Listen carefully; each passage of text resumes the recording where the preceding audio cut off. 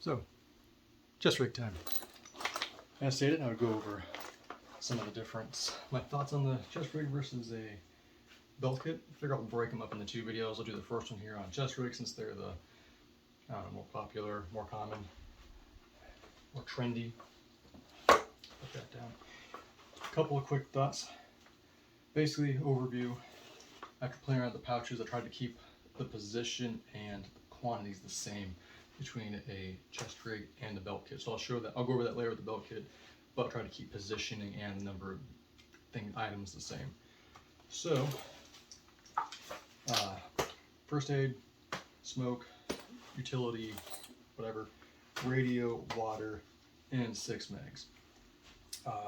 Obviously this isn't like a rule, but what we tried, I tried doing mags in the front in like 2-pouch the double pockets, but then it ended up pushing all my pouches so far back that I could hardly reach them. Like up under my first aid kit was ending up all the way up under my armpit. Same with my water, to where I could hardly even get anything out of it. So I ended up finding that having them flat in a single row and just putting the pouches over them, it gives you, kind of condenses it a little more to where you can reach it a lot more easily. Now I can reach canteen a lot easier and so forth. Some thoughts. One thing real quick, since I don't really need this prop for the rest of the video, with chest rig, one thing, while it is really easy to get your megs in that, get around, oops, excuse the poor reload, you can reach in real fast, it's all right here, easy to reach, any of them, yada yada, make sure it's empty. That's real good. One thing though is, see here, it does, when you let go of your rifle, it does push it out a little bit. So that's, I don't know if I would call that a con. Maybe I'll call it a con, but you can see it really does tend to push it out pretty far away versus something else. One thing to be mindful too is your radio. I try to keep it as close. I would rather put it in this mag pouch, honestly. This mag pocket actually feels a lot better because it keeps the antenna close to your body where it doesn't want to snag against the sling wants to hang up on there. It hasn't been a problem because when you pull it up, it just comes right up and out of it. But just be aware of it if you're moving around. If, I don't know, whatever you have, like if your sling's out here, just think about it. I did try an alternate position of putting the radio back here, so that way I'd still have all my mags in the same spot, but now the antenna ends up in my armpit. This has actually been my biggest headache, is trying to find a good way to do your radio. Best bet, you're probably going to want to reposition your antenna, get one of the whip, the old school flat ones, because then you can kind of fold it up, just shove it up under here, and then undo it when you want some better range, and then fold it back down. That, I think, is probably going to be the best spot. Plus, this way you can still control it, your volume, change the channel if you need to, yada yada. So, get rid of this now that I don't need it anymore. Yeah, so I do like this, that's pro. Holding maps, because you have these little back pockets, things like a map, they store real easily because they're usually longer. So you can slide that in, that's real nice. Let's see, easy access. It's also good if you're going to be seated. It's not going to interfere with like sitting in a chair or anything like that. Whereas a belt kit, can push up or get in the way. So we're going to be sitting down. This is real good. Let's see. I was going to get, what else can I discuss? Yeah, easy access, yada yada. I think if you're going to be doing a lot of accessories, I guess you could call them. So I think that's where the chest rig shines. You can have your little admin pouch, utility pouch here to put things like a range finder, your pencils. I'm supposed to have binoculars and a notepad in here, but they're in the garage and whatever. You know what a pair of binoculars looks like. It's real easy to get, real easy access. You can get at them, look, and do whatever you want to do. Write your notes in your writing range, whatever. That's actually not smoke, whatever, same. So, adjusting your radio, doing a lot of administrative type stuff is a lot more comfortable with this. Changing mags is really comfortable though too, don't get me wrong. It's very comfortable. It does If you're, well, this is a short pack, so it doesn't really highlight it, but if you have, say, a commercial pack with the waist belt, it doesn't interfere with the waist belt, so you can clip it on there. It's still, if you're going to be wearing, like, say, like an internal frame, it's not going to bother you. You know, won't get in the way of that.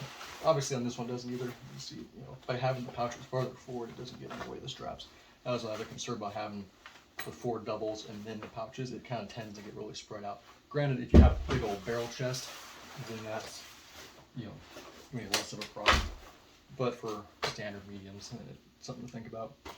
One thing though, mounting, say, things like a pistol is a bit awkward. I debated trying to do a pistol on the 2 rigs, and it being awkward enough that I just said forget it. Probably you guys can figure that out. So like if you wanted to try to mount a pistol on a chest rig, it can obviously be done. Obviously it's doable, and it has been done. It's just a little awkward because you end up having to either have a really high draw if you try to put it somewhere like this, so you're coming up real high, and then you're having to stack, you know, pistol mag pouches, you know, farther out, or like this, I'm using an old Ranger rack. You could always flip this up and do like a chest thing, which is going to be a little saggy, so not ideal. One thing I do like about the old Ranger rack is that if you really want to load out, you can flip this up and you can start adding even more pouches up here. So I thought that's one thing I do like about this, the old style rigs. Also too, the con, I guess, is, or not con, but another one that's not either here or there, but on older rigs where they have the crisscross, the X back, you'll notice as they get heavier, they tend to want to shift down lower and lower. Whereas, if you notice, a lot of the newer rigs, they'll have more like an H harness suspension, and I believe they did that on purpose to keep them from wanting to slide forward. They also, it is a bit warmer, so if you're in a place that's very humid and very hot, it is going to trap a bit more heat. You're going to end up with a sweaty stomach. I had been hoping to just wear this around for a few hours, the full load, and then do a video, but the way things are looking, that's going to be a couple months away. Figured I'd just do it now since it's going to be mostly the same points. Let's see if I have any other points to hit. Yeah, so, well, you can do the bib. Like you have a chet, like on the Tactical Tailor little mat, little bib, or one like Ranger rack. You really feel the heat, even just in here, just pulling that up for a sec, you can feel the increase. So if you're in a place that's extremely hot and humid, yeah, it's not like a deal breaker, but something to think about. Oh yeah, it integrates with the pack without having to adjust it. I'll go into that in more detail when I do the belt kit video. You don't have to adjust. You throw a pack on, done. Take it off, done. You don't have to change anything.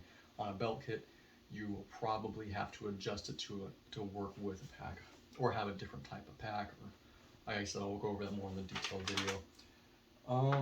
So yeah, I do like it. I think as far as doing a lot, they are popular for a reason. You can get a lot of easy. It's really easy to get to everything. It's all condensed right here, everything you need. I like it.